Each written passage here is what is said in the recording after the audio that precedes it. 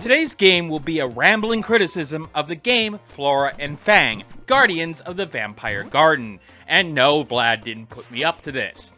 I will put the price of the game on the screen when and if I have it before launch, because somebody didn't do their homework and asked it before he tried to make this video the night before. But it comes out on the PC and the Switch today, May 21st, 2025. But before I begin, this key was obtained from the developer for review purposes. That won't change my opinion of the game in the end, but you should know that because of FTC guidelines, as well as the whole morals thing, you know? You play as Flora and Fang, who are two vampire children who are very talented at gardening. Now, the thing is that those vegetables are going to be attacked by bugs and all these things that want to eat them, and of course your dad is going to go away and go get some milk. Okay, that's not exactly why he's going away. It actually isn't clear why he's going away. But honestly, the story isn't what you're here for. The fact is that this is styled around games of the NES era. It gives you a basic idea of what the story is, and you sort of have to fill in the blanks. So, obviously this is more about the gameplay then, and thus I'm going to show you a couple of different levels. This is level 1-4, early in the game, and the way that you go about defending your crops is using this sort of gas-like substance that captures the bugs in these clouds. And once they're captured in the clouds, then you can knock them off by jumping into them. If anybody has played a game called Bubble Bobble of the NES, this should be familiar, but with the added caveat that instead of putting the bubble in front of you, it's above you. The way the bugs make progress is that they'll grab those pumpkins. They will literally drag them off screen if you're able to. Obviously, you want to protect your pumpkins, but really, you don't necessarily need to protect all of them in order to get through a level. Except that you probably do, because that's more points for you at the end, and this is a scoring type game. Now, with this being an early level, things aren't very complicated right now. Granted, you will usually have 3 to 4 pumpkins to protect, but it has to do with the complexity of level structures and enemies where the game starts to get more difficult and where you're starting to get into trouble. The thing is that the vertical nature of your weapon changes a lot compared to something like Bubble Bobble. In that game, because you were doing it in front of you and walking in that same direction, you could protect yourself with a bubble or two, depending on what was going on. But as you'll see as I go along here, that's not the case with Flora and Fang. So let's move on to level 2-2, which is a little bit more difficult. Now, obviously, you can see here I'm positioning the pumpkins to where I want them because, well, I want them out of the way in terms of some of the enemies while making it easier for me to defend. As you see, I put one of them right along the wall here because of the fact that I can get a bunch of bugs all at once. If you hit a bunch of bugs into bubbles and pop them all at once, you get bonus points. Granted, you don't necessarily need those points, but I like points. I want to make the points go up. Now, granted, I could put both of the pumpkins right next to each other, but the thing is that you start to get a deluge of enemies all coming down at you at once in that one area, and that can cause some chaos, especially with the bubble nature of the game. The fact is that sometimes you're just throwing bubbles out there, and if you don't know how many enemies are there, you may end up jumping and hurting yourself.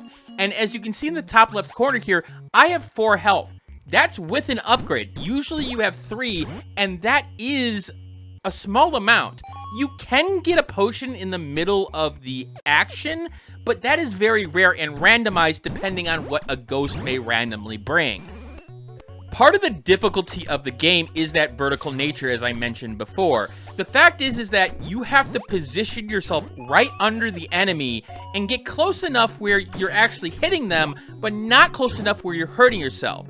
And as you can see here, sometimes they can get all the way down right to the edge of the ground that you're on where you can't actually get under them. So you have to wait for them to float up a little, or you can get close to them, but if you go a little bit too far, you take damage. And I do like that to a certain extent. It does create some difficulty elements in the game that I do truly appreciate, but it does take a while to get used to. The fact is, you will run into enemies over and over again, especially in the first couple hours, because you're getting used to those controls. You're getting used to the ability of getting close without getting too close. Getting used to things is actually a theme of the game, because one of the things that I will say that the game doesn't teach you well in is what you can and can't do. Like that pumpkin on fire. At first I was thinking, well, wait a minute, how do I put it out? Because obviously I gotta be able to do something. I can't be everywhere all at once, but being able to touch fire when me touching bugs actually makes damage didn't make any sense to me. But yes, you can pick up fire. You can touch that little electric guy just fine. For some reason. I actually don't know why you can. It seems like he is supposed to be guarding that platform, but he really isn't. You can stun him and everything, but that doesn't really make a difference. And as you can see, I have to be very careful. I've already lost. I took 3 hearts of damage this early on. So I'll show you a second attempt at this level, and one of the things I want to emphasize is that the levels are always the same structurally, but that doesn't mean they're always the same. Enemies will spawn in different positions. It looks like it's somewhat randomized, and power-ups will obviously be different in terms of random drops. And that's a good and a bad thing for the game. On one hand, it does add to the game's replayability. It can cause more chaos depending on exactly what kind of bugs spawn in which spot, and sometimes levels can be a little bit easier with the right power-up. With that said, the randomization means that the score hunting can be a little bit chaotic. The fact of the matter is that sometimes you will get a bunch of enemies that all spawn all over the place, so you can't get those bonuses of enemies hitting them all at once. Granted, you can wait a little bit and let them float off, but most of the time they won't come together unless if they're reasonably close. On a different note, I do like the game's presentation. It does help that the main character is basically Vlad. If you don't know who Vlad is, he's my little sidekick that I take along everywhere in real life. Yes, I have a problem. Yes, I'm probably crazy, but hey, you know what? I live with it. Level 3-1 here is a good example of the level design coming into play in ways that may not seem obvious at first. One of the big downsides of the design of Flora and Fang here is that they are very much short jumpers. And thus, you can't jump easily from one platform to the next on the left and right here. So as you saw, I tried to jump from that second mushroom on the left to that third mushroom on the right, and I couldn't make that jump. So I have to make small, short jumps to get everywhere. And that can be very, very hard when you are trying to protect a pumpkin on one side or the other. And so placing the pumpkins in the right place is important, but not only that, recovering the pumpkins and getting them to a better spot is also important. And that is where the strategy of the game really comes into play, and I really do love that about it. Now, granted, that changes a little bit if you have a second player, but I will admit that I just didn't get the time to be able to force Andrea to play with me. The fact is, a bunch of stuff has been going on at home. We've had unfortunate passing of a pet, Rip Hermes, as well as some issues with our dog. But obviously, if you have 2 players, you can, take one side of the screen or the other and defend certain parts. Now let me move to an example of a hard level in my opinion. Now, at first this seems easy. Okay, put pumpkins in the corner, everything will be fine. And I will deal with new enemy types, this floating fire. But part of the problem here is that in order to get to the left or right side, obviously things aren't so quick. I have to be very careful about where I am at any one time. And as you can see on the left here, that pumpkin's being taken away. Oh, wait, it's being taken into the lava. Oh, it's a whole new issue that I have to take care of because guess what? That pumpkin's gone now. And as you can see on the bottom right there, I need space in order to do some of the things that I need to do. And if I don't have that space, I'm going to take damage. And I got overwhelmed, and lo and behold, I died.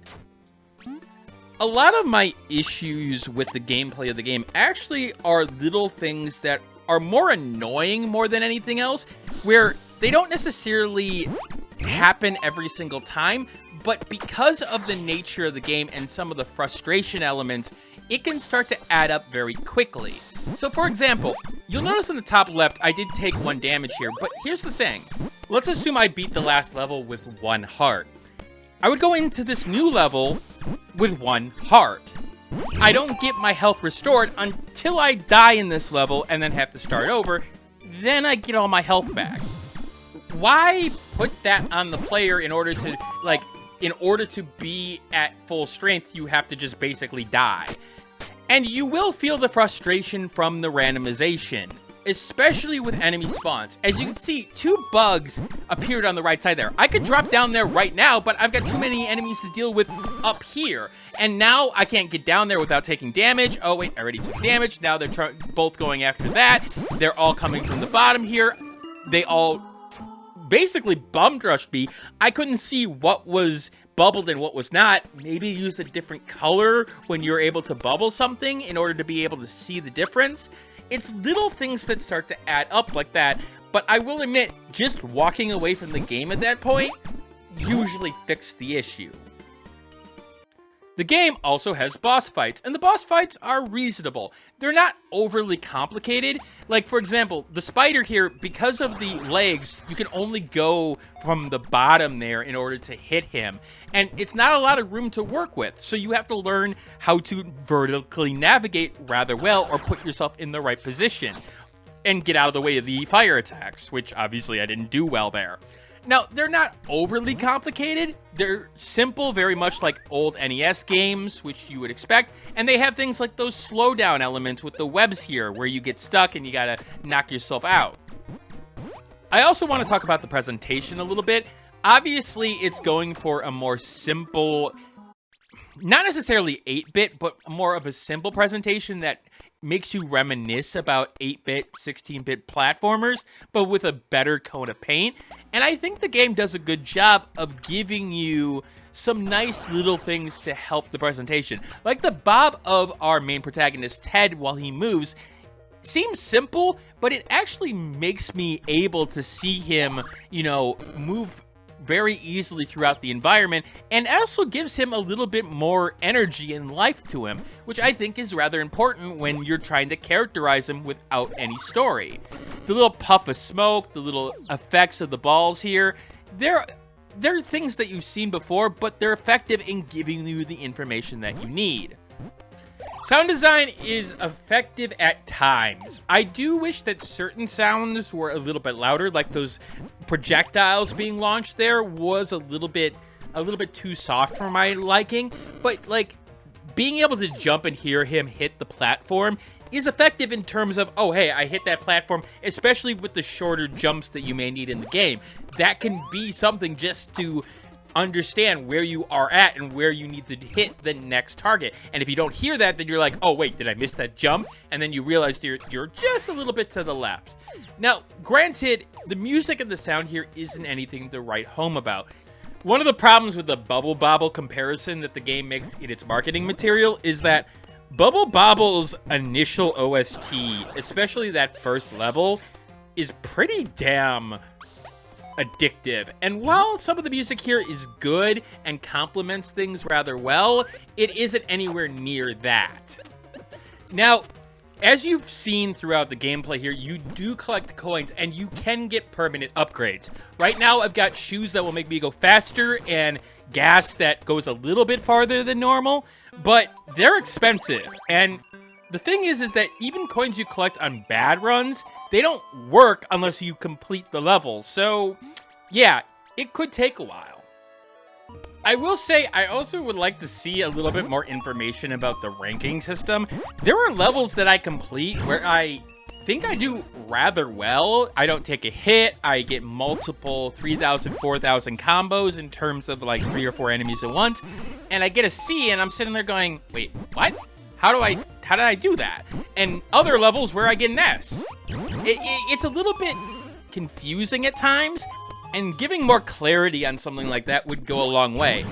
It also would be nice if the high scoring system, there is a leaderboard system for the high score, but it seems to be for the overall game, not per level. And so, like, you don't get an idea if you're doing well in a level compared to other people because, well, you can't figure it out. What I want to emphasize is that I think the main gameplay is good, and especially for an arcade game. And now knowing the price, as I've been doing this review, I got the email when I asked the price. It's $8.99. It's very good for the price that you're getting. And a lot of the things here, in my opinion, are fixable in terms of the things that annoy me.